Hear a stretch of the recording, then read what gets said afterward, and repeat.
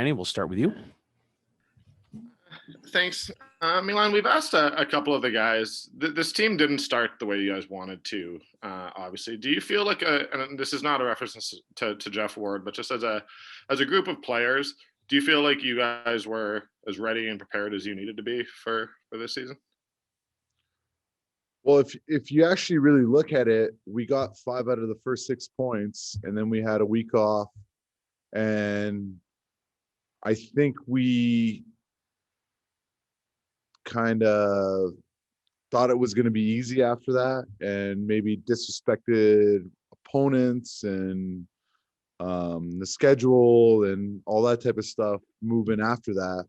And it was almost the worst thing that could have happened to us this year was, we lose in overtime in Winnipeg. We beat Vancouver twice at home. And then we have a week off and everyone's, feeling pretty good about themselves.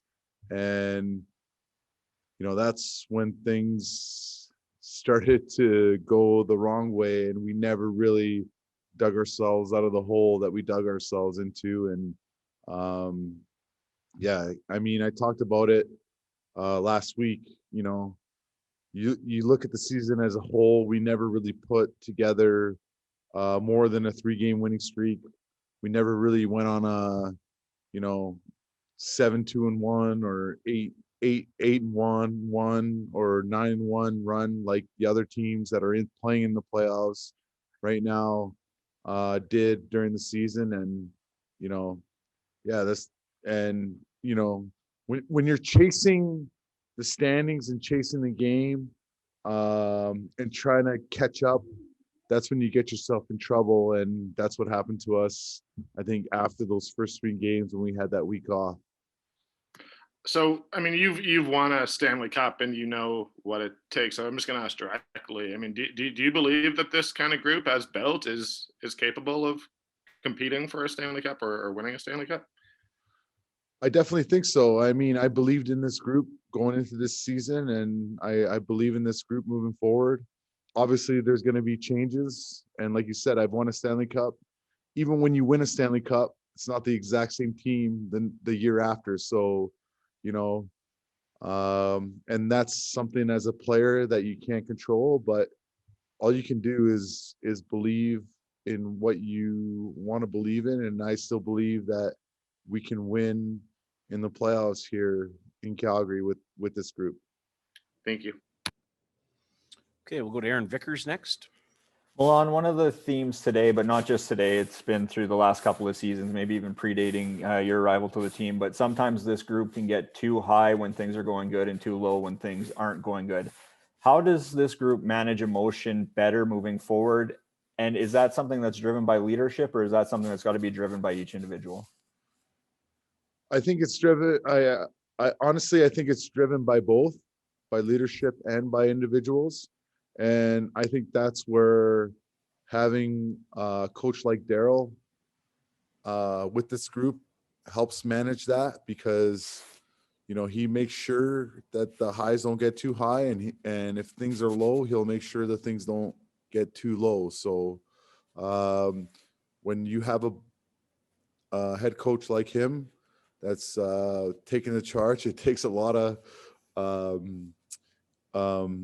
pressure off the leadership group, because he knows what it takes, and he knows when the highs are too high and the lows are too low, and he'll make sure that everything stays even keel, especially in an 82-game schedule. From a personal perspective, and this can either be a positive or a negative thing, what do you remember most from this year? On a positive standpoint, that I got to play 1,000 games, and that I got to share that with my wife and kids. And on a negative standpoint, that we completely underachieved. And so they both stick out. And I gotta say, someone who's played in the playoffs, played over 100 games in the playoffs, even if you lose in the first round, at least you gave yourself a chance to play in the playoffs. But when you don't even give yourself a chance to play in the playoffs, that's, to me, and I felt that honestly too many times in the last 7 years, that hurts more than anything. Okay, we'll go to Eric Francis next. Milan, what is this team missing?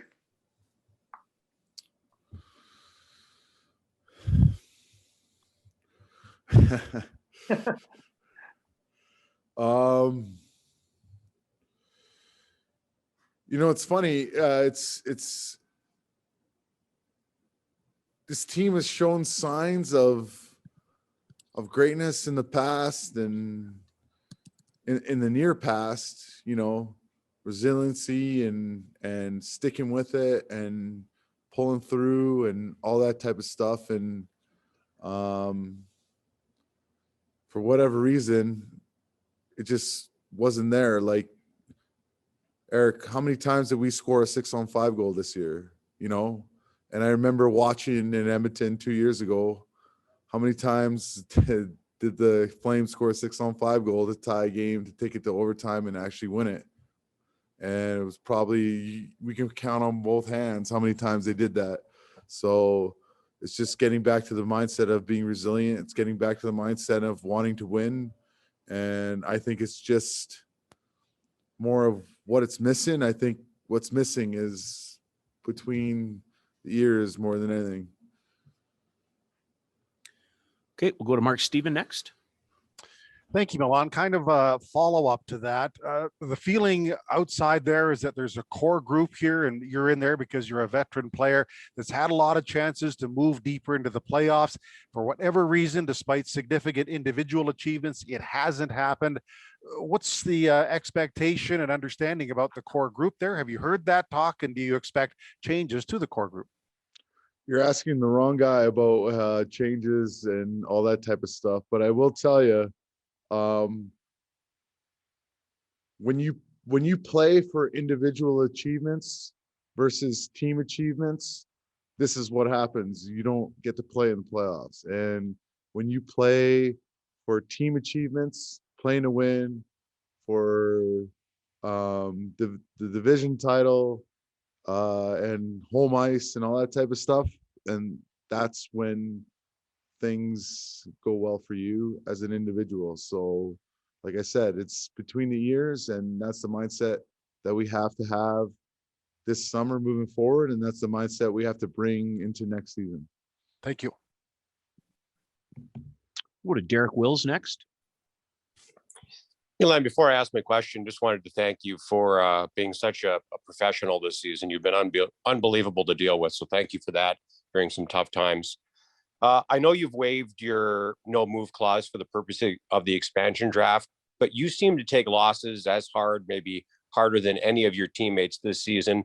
If you had a chance to come back, would you like to?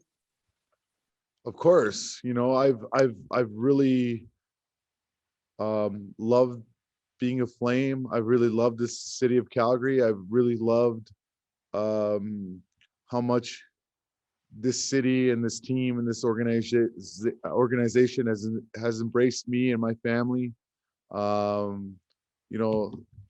Even more so than just hockey, just the community, the way the school that my kids go to, the way that they've embraced them and all that type of stuff. It's such a great place to live. It's such a great place to raise a family. And above all, it's such a great place to play as an NHL player. And, I'd love nothing more than to be a Calgary Flame moving forward. And that's what my plan is moving forward. If I'd like to ask you one more, Darryl Sutter talked a lot about establishing some new standards for this team off the ice and on the ice. Do you feel like he did that? And if so, how much does that help you and your teammates going into the offseason and to start next season? I think he did that for sure. I think he did that as far as an expectation of what needs to be expected from you coming into next year. And the pace of play and how we need to play is no secret going into next season. And it's going to come in, training camp next year. So hopefully I'm here for that, and I'll be more than ready and excited for that. Okay, we'll go to Haley Salvian next. I apologize if it's fairly similar to what Derek just asked, but I guess instead of looking forward, maybe just looking at this season, did you notice, distinct changes in this group once Darryl came in, Um, either on and off the ice? yeah, I think there was more of a direct line of, honesty of what was expected of the player. But I think if you look at to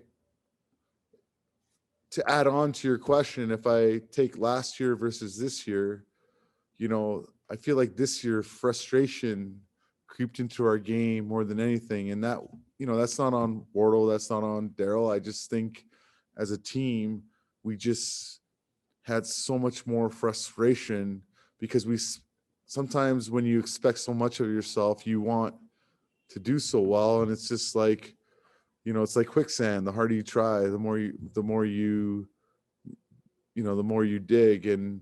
But from as far as what's expected of you and the honesty of that, it's definitely there when it comes to Darryl. Would you, and if I can just follow up on that, would you say that some of that frustration came from a miscalculation of expectations heading into this season? Yes. Okay, thanks. Yes. Okay, we'll go to Solemn next. Hi, Milan. You've talked a lot the past few minutes about mentality and mindset and needing to sort of play for the front of your jersey as opposed to the back. How does a team improve in that regard? Is it leadership sort of setting a standard within the locker room? Is it the organization supporting the players? Is it the players having to really buy in from the get-go? How does a team go and change its mindset and sort of buy in more?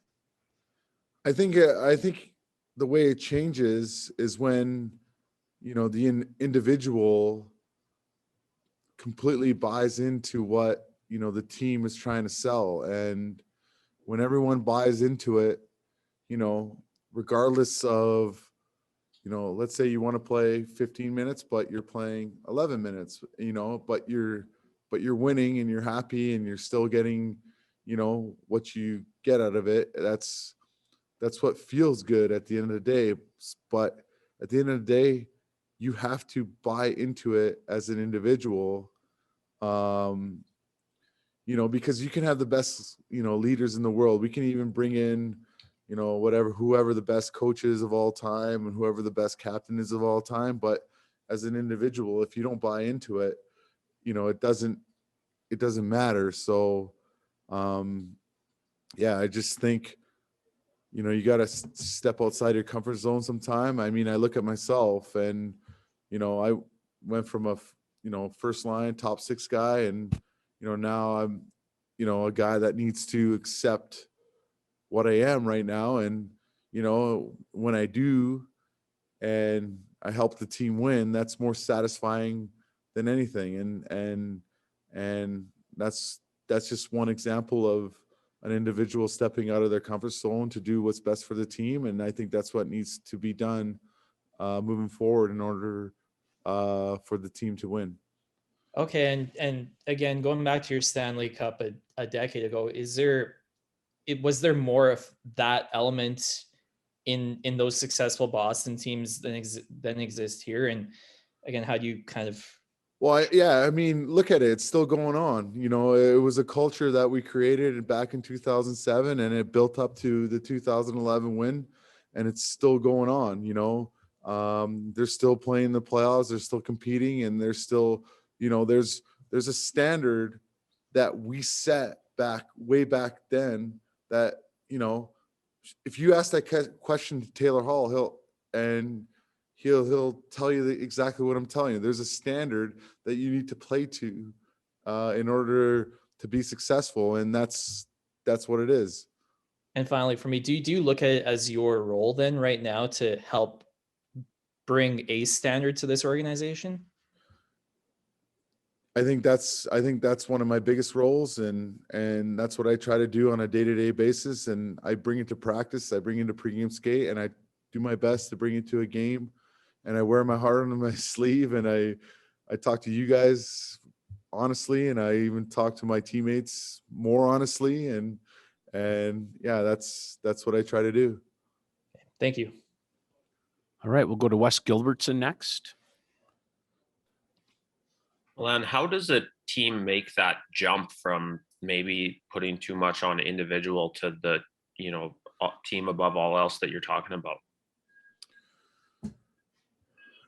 Like I said, it's just stepping out of your comfort zone and doing what's best for the team. And I mean, I've already said a lot about it. So yeah, you just got to accept what you are and what you can bring and go from there.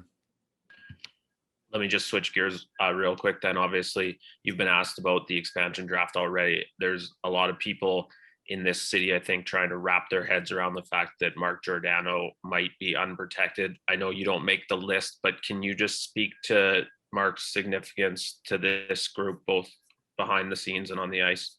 Yeah, it's huge. You know, he's a captain for a reason. I think he's a true Calgarian, and he's a true Flame. And you know what? This team wouldn't be the same without him if he wasn't here moving forward. So he's a true warrior. He's the best teammate. He's the best friend. He's everything you want out of even at his age, he still can do what you want him to do.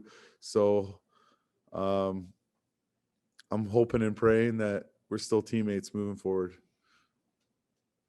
Okay, we'll go to Donna Spencer. Thanks, Milan, for taking all our questions. You've been super patient. It's been a season where you had your nose swabbed out a lot, where you were constantly having to pivot with an ever-changing schedule because other teams were experiencing COVID while you were trying to keep COVID out of your own locker room, and isolating at home, isolating on the road. I know all teams did that, but can you describe what all that was like? And also with relation to what you said earlier, you know, when frustration is creeping in on not being able to gain traction, how much harder did all of that make it?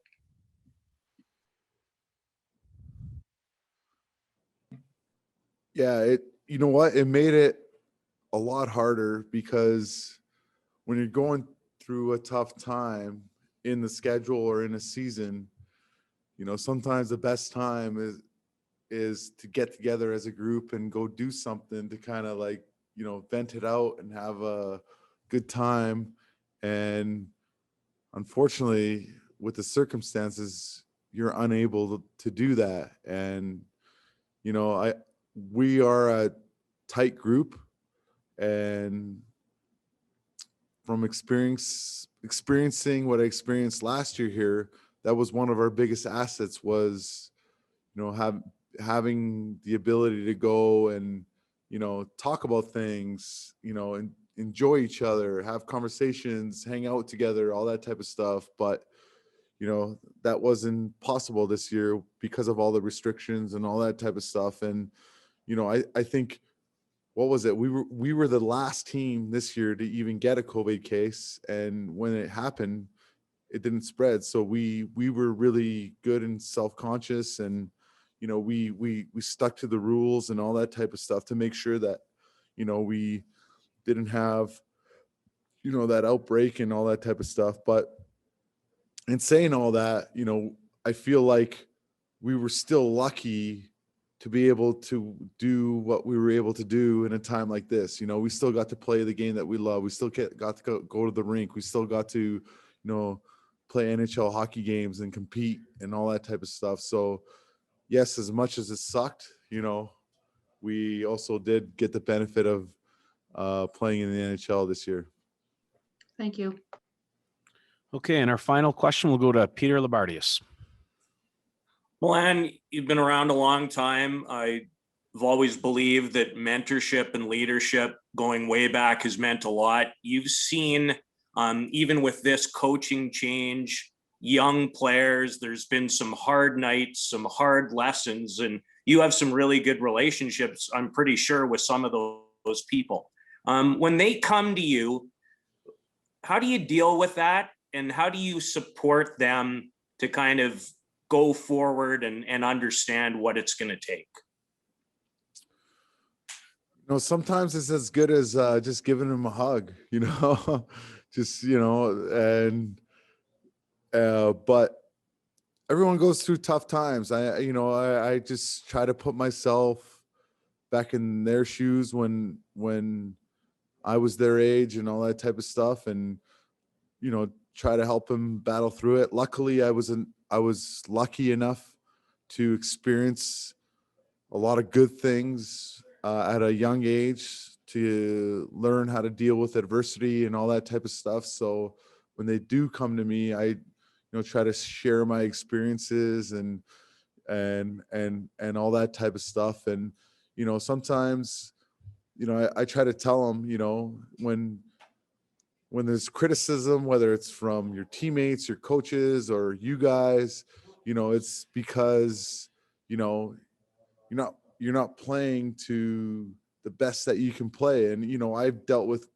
you know, this criticism and all that type of stuff the last couple of years, and I've had to figure out myself and all that type of stuff. So it's you know, it's something that you have to learn how to deal with. And I think adversity is a good thing. I think something that we dealt with this year can make us stronger. And I just try to be the best, like you said, mentor and leader, and share my experiences the best way I can.